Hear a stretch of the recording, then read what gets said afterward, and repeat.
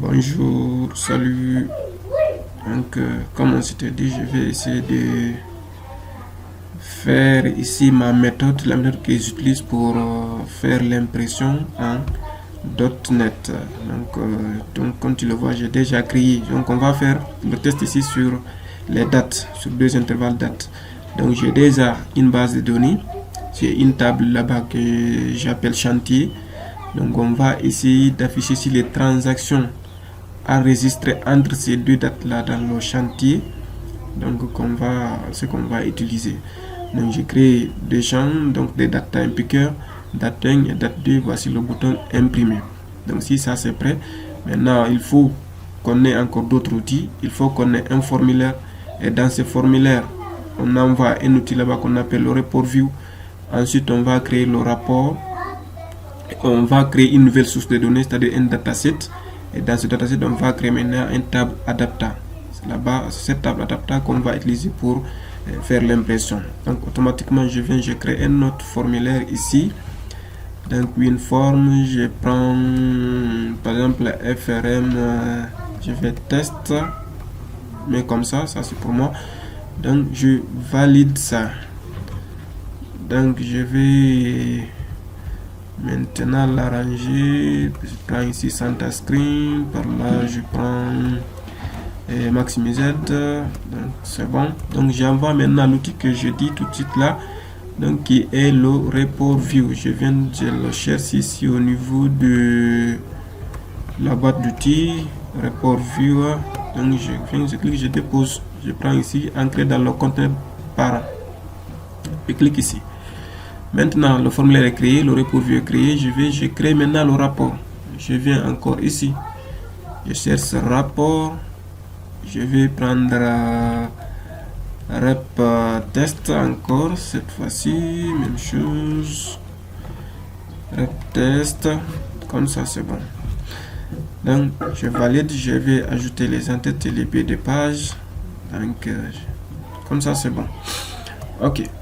Maintenant, je vais créer maintenant la source de données. Dans ce cas, c'est celui qui est là. Ou bien je viens ici, au niveau de données. Je clique sur données, ajouter une nouvelle source de données. Donc c'est la même chose. Base de données, je maintiens ça. Dataset, ZLS. Donc je viens ici, je choisis maintenant ma connexion. S'il y a plusieurs connexions par exemple dans le projet. Donc moi j'utilise la connexion là par exemple au desktop. Donc le desktop comme ça. Je vais vérifier est-ce que c'est elle, donc bien sûr c'est lui. Ok, maintenant je continue. Donc il va récupérer donc les tables de la base de données. Donc je vais choisir la table qui me concerne ici, ou bien si je veux toutes les tables, je viens ici. Ou bien si c'est quelques tables qui me concernent, donc moi j'ai une grande base de données comme ça, donc je vais choisir comme c'est un test une seule table qui me concerne qui s'appelle T chantier. Donc je choisis ça, donc je donne ici le nom du dataset. Je peux le laisser par défaut, je vais comme ça par exemple test. Donc si tu peux encore créer plusieurs datasets si tu veux. Donc surtout si le projet est grand. Donc moi c'est comme ça je fais. Donc je fais comme ça au desktop dataset test. Donc je mets terminé. Donc là j'ai créé la source de données. Maintenant je vais l'ouvrir, je viens par là sur l'explorateur de solutions, je le cherche au desktop dataset test. Il doit être par là. Donc celui qui est là, je vais l'ouvrir. Donc tu vois, il n'y a qu'une seule table. Maintenant, dans notre cas là, si tu veux, tu peux utiliser la seule table comme ça, ou bien tu vas essayer de créer une data table que tu vas utiliser maintenant sur l'autre.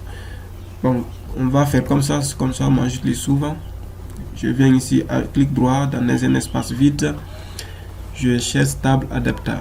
Je clique ici. Ok. Maintenant, je mets suivant. Donc je viens générateur de requête. Donc je cherche la table. Là, automatiquement, ça se connecte au niveau de ma base de données. Je cherche maintenant la table qui me concerne. Là seulement cette table. Je ferme ici. Donc je viens maintenant. Ça c'est un peu facile encore. Donc je choisis ici les champs que j'ai vus. Je prends par exemple la ID. Bon, je prends le numéro du chantier. Je prends le prénom, nom, le téléphone. Je prends par exemple la date maintenant. ou bien donc je vais recommencer pour un peu ordonner. Je prends d'abord la date, donc je vais laisser mon prénom et non là. Je prends désignation, je prends largeur, je prends hauteur. Donc je vais prendre le prix. Donc ça c'est bon, je vais prendre comme ça. Maintenant je copie la requête. Tu vois automatiquement le code SQL qui est là. Donc je copie ça.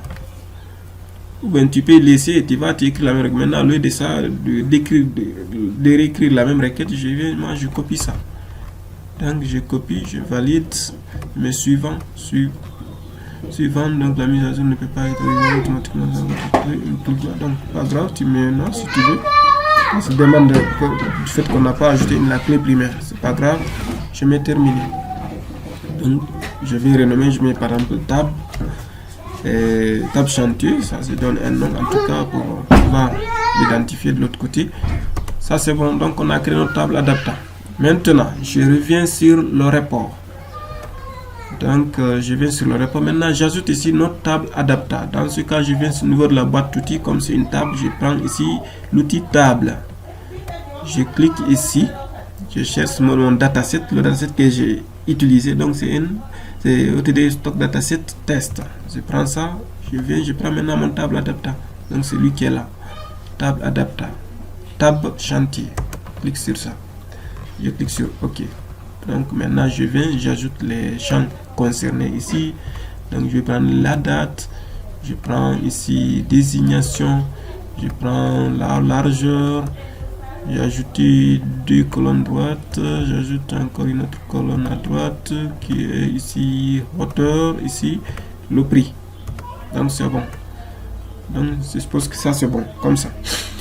Donc ça a besoin là, tu peux ajouter plus les champs que tu veux.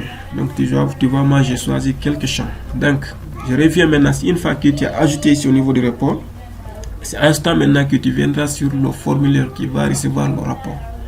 Donc tu viens sur ici, tu sélectionnes le report view, tu viens sur la petite flèche ici, tu cliques ici, tu choisis maintenant le rapport qu'on vient de créer qui est rep test. Donc je le cherche ici. Rep test, il doit être là quelque part. Donc celui qui est là, rep test. Donc je le choisis. Automatiquement, il va amener ici le dataset et puis tu vas voir ici le table adapta, celui qui est là. Donc maintenant c'est pas fini sur ce formulaire, je viens de double-cliquer sur le chargement du formulaire. Donc il y a un code qui est venu automatiquement ici. Tu le sélectionnes, soit tu peux l'effacer ou bien tu commentes. À ton choix, moi je le commente. Donc je vais gérer ça moi-même. Donc je ferme ici. Ici c'est bon. Je reviens maintenant sur le bouton d'impression. Donc c'est lui qui est là.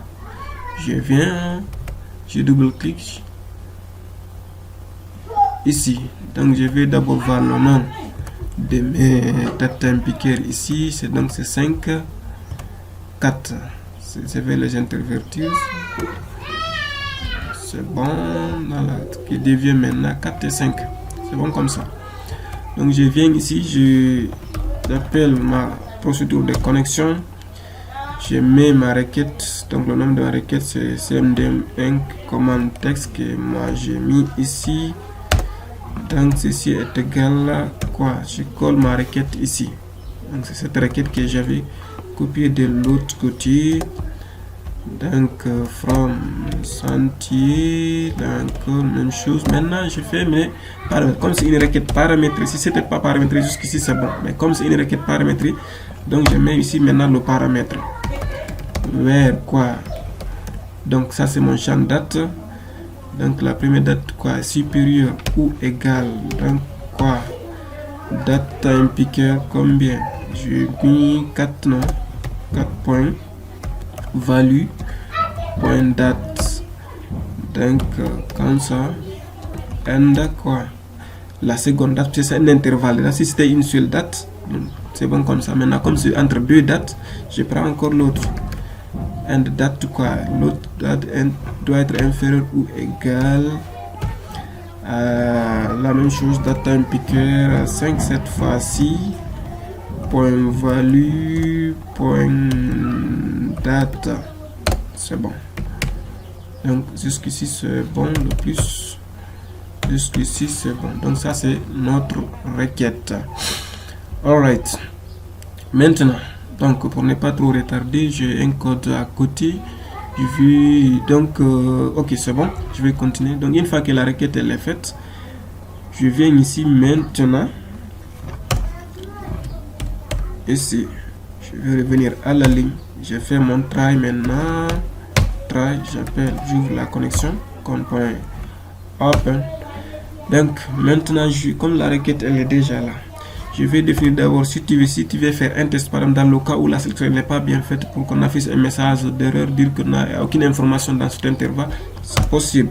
Donc je vais définir ici un data reader, lit par exemple as comme c'est SQL data reader. Donc c'est bon. Quand je viens ici maintenant, j'attribue notre data reader à la requête lit est égal à cmd 1.execute reader. Donc je mets quoi, if not lit, ici ça n'existe pas, not lit.read, donc message box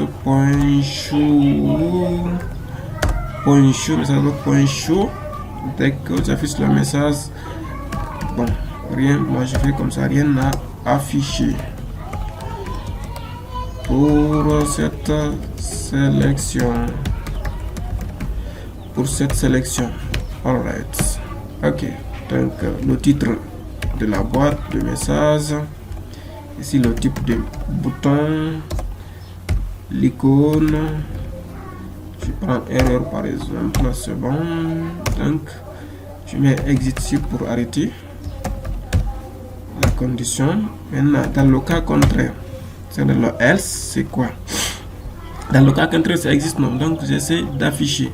Donc je vais déclarer une autre SQL data adapter, un data adapter. Ok, dim. Je vais prendre par exemple ad as SQL data adapter qui va prendre la requête cm2. Donc je laisse le new, cm2.1. C'est bon. Donc je vais maintenant prendre, télécharger notre dataset. Donc pour la charger, c'est ici ad.py.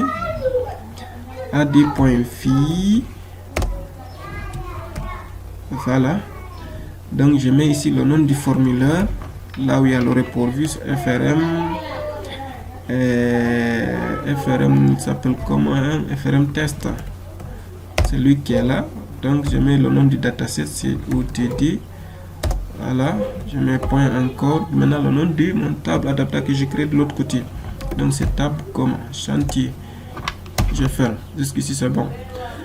Donc je viens ici dans le 4, je mets le cas il y a erreur, message box point show encore. Donc bon, je vais laisser le message par défaut. Voilà, donc c'est bon. Maintenant dans l'entry, d'après tout, je viens par là. Donc je mets le nom du formulaire, FRM test. Voilà. Point report view. Point refresh report. Refresh report. C'est bon. Maintenant toujours, ça c'était pour actualiser le report. Maintenant je viens pour l'ouvrir. FRM test. Point show dialogue, comme une boîte de dialogue, sous dialogue. Après je viens, je dispose. Vraiment, teste toujours. Hein. Point dispose. Donc ça c'est moi, c'est ma méthode qui est là. Donc tu as bien vu. Donc peut-être il y a plusieurs méthodes, mais moi c'est comme ça j'utilise. Donc tu viens, tu l'ouvres le formulaire après le end try. Donc comme ça maintenant on va ici, on va l'utiliser, on va le tester. Donc je viens, je lance le projet, test, démarrer le débogage. J'attends l'ouverture du formulaire. Voilà, le projet est un peu lourd, hein. C'est un gros projet comme ça que j'utilise. Si c'est bon. Ok. Former sur ta page 2. Donc j'ai un 27, je clique. Donc on dit rien à afficher pour cette sélection. Donc ça, il y avait enregistré des transactions hier. Donc la même date, je viens ici, c'est hier le 26. Je prends par exemple du 26 au 27 aujourd'hui. Donc je clique ici. Un détail sur cette commande. Donc, ok, une erreur, j'ai pas fermé le dataset, le data reader à partir d'ici. Une fois que j'ai fini de l'utiliser, je le ferme. Donc li.close. Là, il est fermé. J'enregistre, je relance. Donc ça, c'était notre data reader qui n'était pas fermé, celui qui a causé cette erreur-là. Donc quand tu finis d'utiliser un data reader, il faut le fermer pas comme ça. li.close par exemple. Donc je reviens à la page 2, du 26 au 27. Je clique sur imprimer. Automatiquement, ça charge. Donc tu vois, ça c'est notre fiche imprimable dans cet intervalle de date. Mais les dates ne sont pas bien formatées. Là, pour les formater, je peux te faire ça encore. Peut-être tu le connais, mais je vais profiter, je vais le faire. Là, en tout cas, je viens sur le rapport ici. C'est là-bas qu'on formate toutes les valeurs. Donc je reviens ici, je sélectionne seulement la cellule date. Je viens propriété de la zone de texte. Je viens nombre, je viens ici, c'est une date, je prends date. Donc il y a plusieurs formats ici. Donc moi je prends par exemple le format 3101 2000. Donc je clique OK, ça c'est pour enlever les 00 que tu as vu là-bas. Donc j'enregistre, je recommence, tu vas voir maintenant. Donc si c'était par exemple un nombre, donc tu allais le faire, donc tu prends le format nombre, ça c'est pour faire les séparateurs de milliers. Donc c'est comme ça là, tu vas essayer ça après. Donc je réessaye, tu vas voir du 26 au 27 imprimé. Donc tu vois maintenant les dates sont normales. Donc c'est comme ça qu'on fait. Donc j'ai pas fait d'autres mises en forme là, tu le connais déjà. Donc c'est comme ça qu'on fait, que moi personnellement je fais. Et je gère le bouton impression en .NET. Donc tu vas essayer d'expérimenter. Je pense que c'est pas facile et c'est plus sûr encore. Moi je peux dire c'est plus sûr comme ça. Ouais. J'avais une autre méthode, mais ça fait longtemps que je n'utilise plus. Ça, je pense c'est la meilleure méthode pour faire l'impression en VB. Donc c'était Alassane Diallo depuis l'AB. Je te remercie beaucoup. Donc merci. Ciao, ciao.